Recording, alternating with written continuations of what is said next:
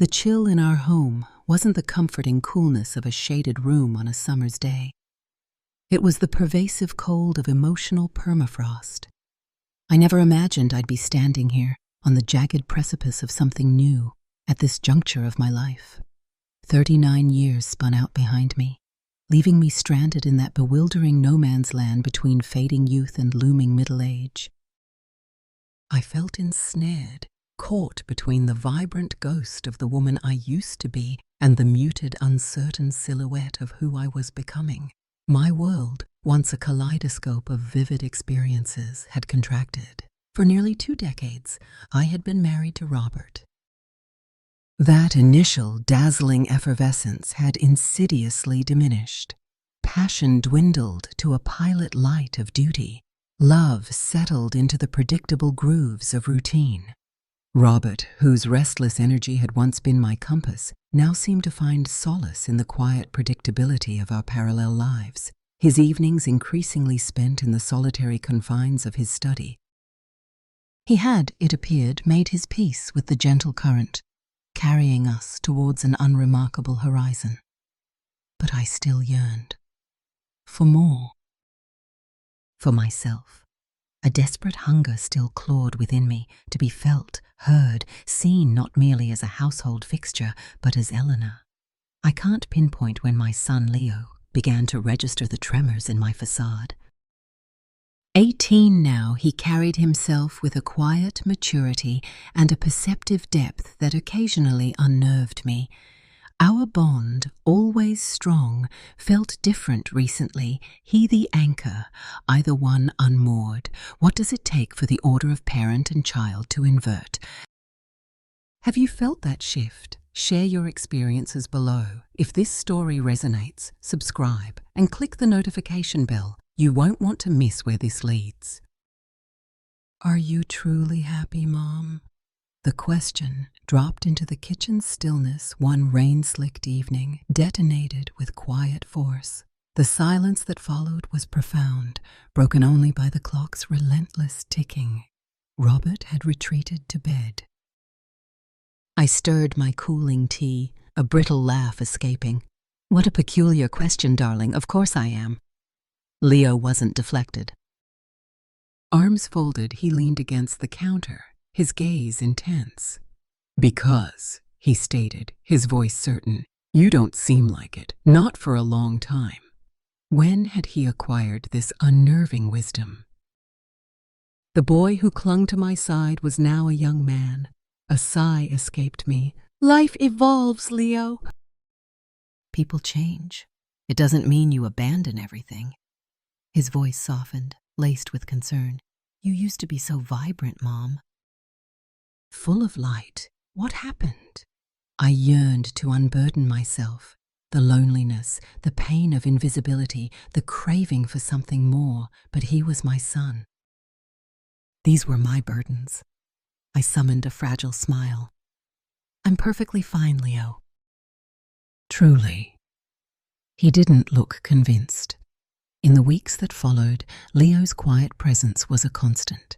His check-ins, his attempts to draw me into conversation, his ability to coax a laugh were a balm. His protective instincts had matured. He was becoming my confidant, my anchor. One crisp, starlit evening, we embarked on a walk. The city lights glittered like spilled diamonds. The air was cool, invigorating. For the first time in an eternity, a tentative freedom unfurled within me. Leo, I asked, what do you envision for your future? He was silent a moment. I'm not entirely sure about specifics, Mom, but I am certain I want to live a life utterly devoid of regrets. A wistful smile. A remarkable aspiration, my love.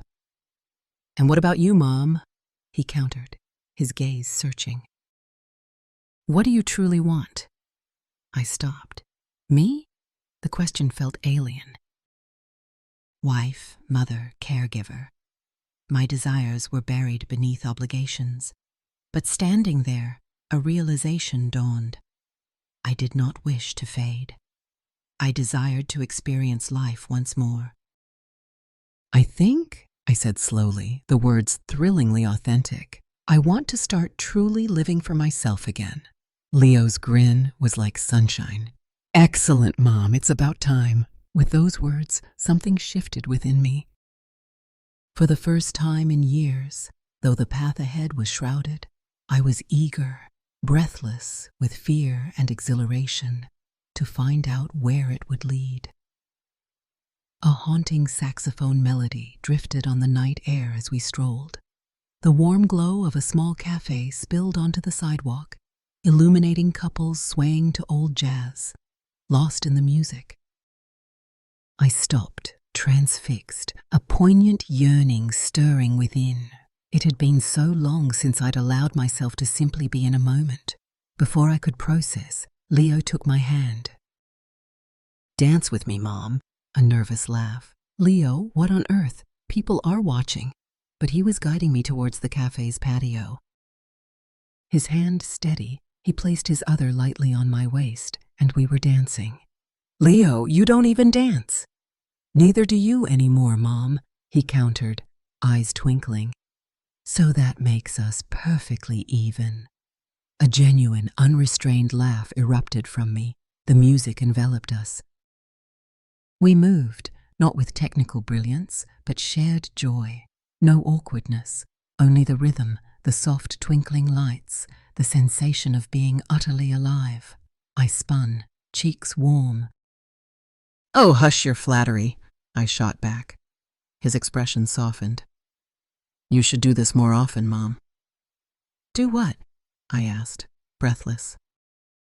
"Live," he said simply. The word landed with profound weight. I had forgotten how to savor moments, guilt-free.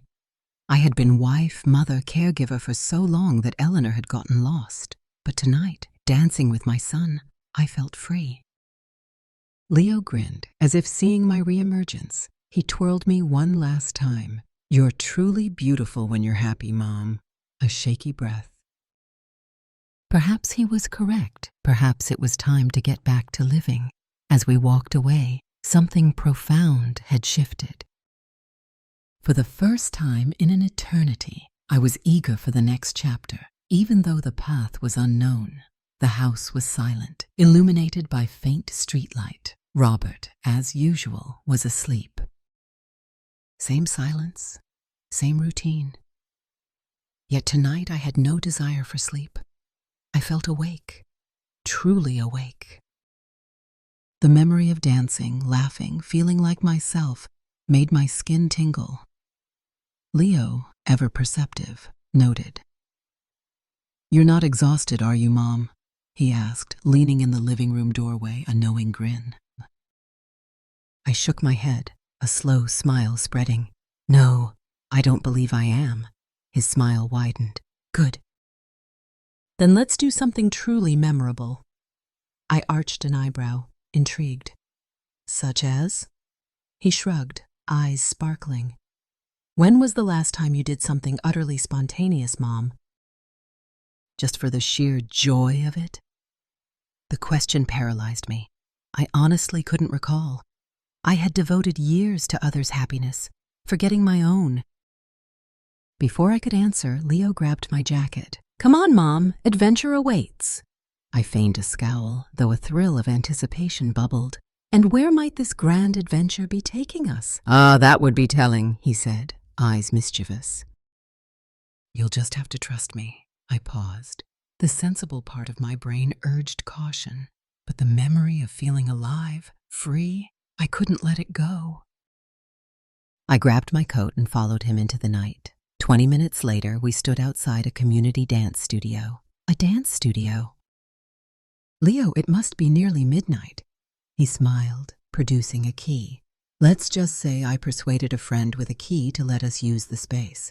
I shook my head, amused and disbelieving. "And how did you manage that?" He shrugged. "I have my moments."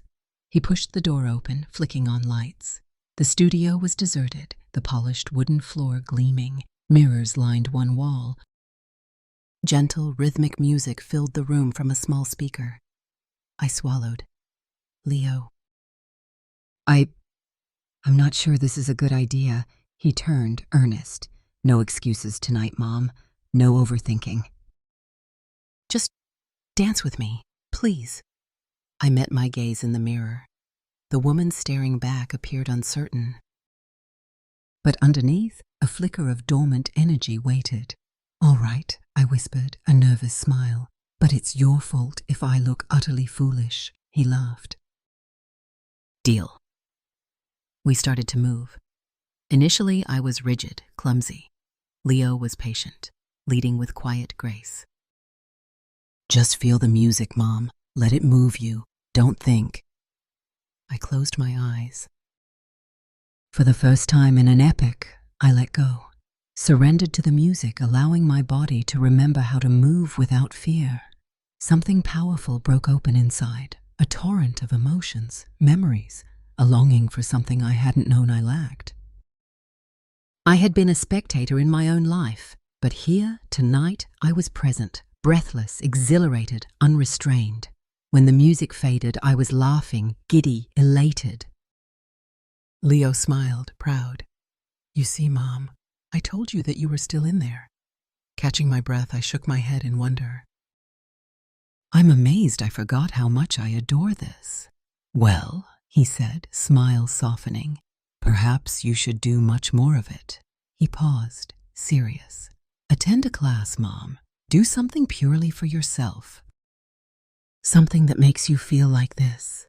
Gazing at him, gratitude and possibility stirred within me. Could I deviate from the well-worn path? Could I pursue something exclusively for myself? Before I could voice the doubts, the answer arrived, clear and unequivocal. Yes, I replied, a confident, radiant smile. Yes, Leo. I believe I will. In that instant, something fundamental shifted. I was more than Robert's wife, more than Leo's mother. I was Eleanor. And for the first time in an eternity, that felt like everything. As Eleanor embraced this awakening, her thoughts turned to her past. She remembered years ago, a challenging epoch after a youthful first marriage dissolved, leaving her a young single mother to Leo. During that time, she had met Julian. Stable, successful, charmingly predictable, he was a good catch, offering security. Their relationship was comfortable, companionable, and utterly devoid of the fiery passion she craved, but had convinced herself was an unrealistic indulgence. Leo, even then perceptive, never truly warmed to Julian. He's nice, Mom, 10-year-old Leo had said, but he doesn't make your eyes sparkle. The memory resonated with painful clarity. Julian was safe, sensible, but safe, she now realized, echoing Leo's recent wisdom, isn't living. It was existing. That relationship, built on pragmatism, had withered, leaving a profound lesson about settling. This reflection solidified her resolve. She would not make that mistake again. The path ahead might be uncertain, but it would be hers, authentically. What pivotal memories have shaped your understanding of truly living? Sometimes looking back is key to seeing the path forward.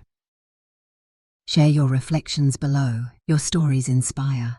The conversation with Robert felt like lancing a long, festering wound. Eleanor chose a quiet Sunday morning. Leo, with preternatural understanding, was out. Robert was in his armchair fortress, newspaper aloft. Robert, she began, voice surprisingly steady, we need to talk. Truly, honestly talk. He lowered the paper slowly, his eyes holding resigned, sorrowful understanding. This is about us, isn't it, Eleanor? About the chasm. It is, she confirmed. About how we've become strangers sharing a mortgage. How this house, once filled with laughter, now feels like a meticulously maintained museum of a marriage that died quietly years ago. He didn't deny it. He sighed, the sound carrying years of unspoken disappointments. I've felt it too, he admitted, voice quiet, vulnerable.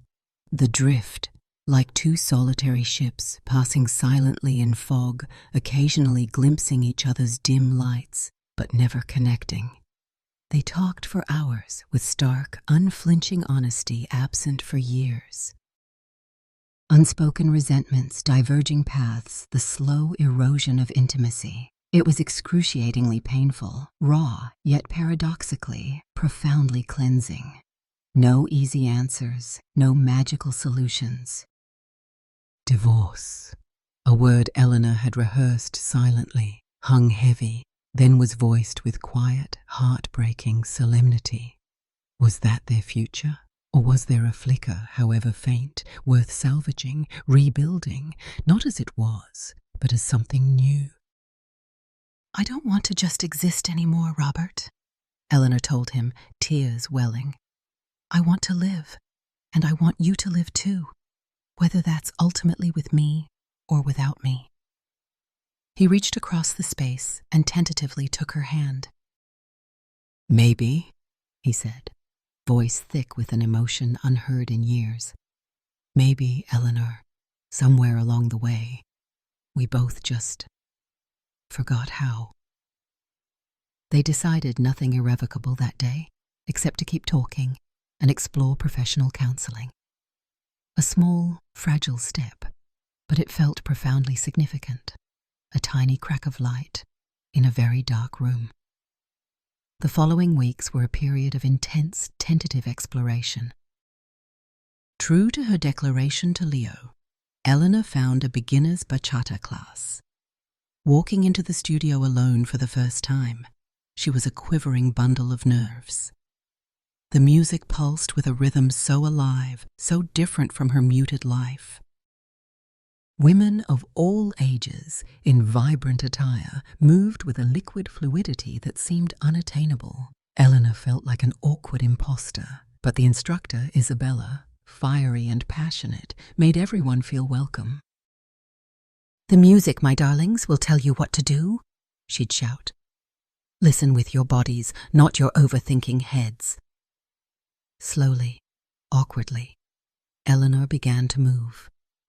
Her steps hesitant, rhythm off, body stiff. But with each class, each fumbled step and self-deprecating laugh, a bit more of the emotional stiffness melted away. There was joy in movement, connection to music, sometimes a fleeting connection with a dance partner. It was exhilarating and terrifying, this shedding of old skin. Leo remained her unwavering rock, her enthusiastic cheerleader. "So, Mom," he'd tease, "mastering that sensual bachata hip roll yet?" "Hardly," she'd laugh. "I still look more like a confused flamingo." But his light-hearted encouragement meant the world, lifelines as she navigated uncertain waters with Robert. They began counseling with Dr. Ramirez, a calm, insightful woman. The sessions were difficult, unearthing years of buried emotions, unspoken grievances, destructive miscommunication.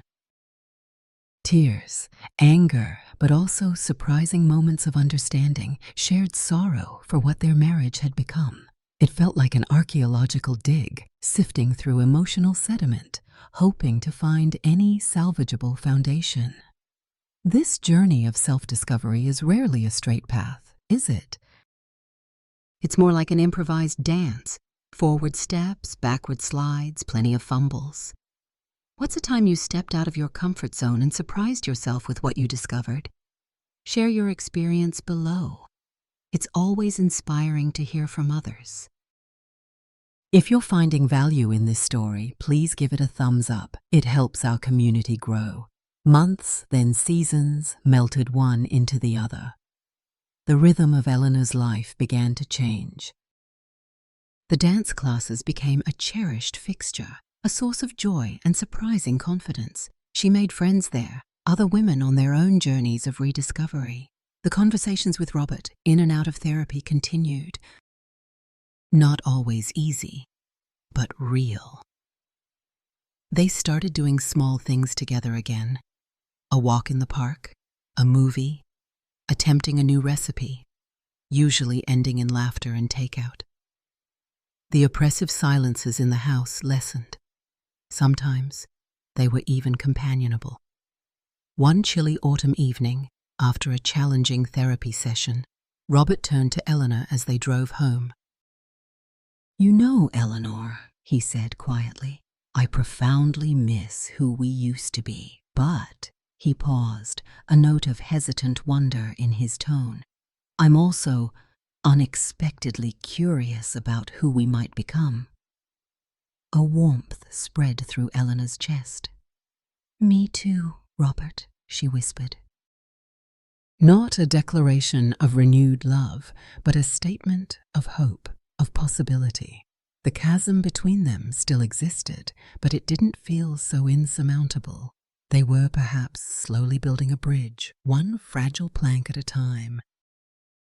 Eleanor's focus shifted from what was lost to what could be gained, not just in her marriage, but within herself.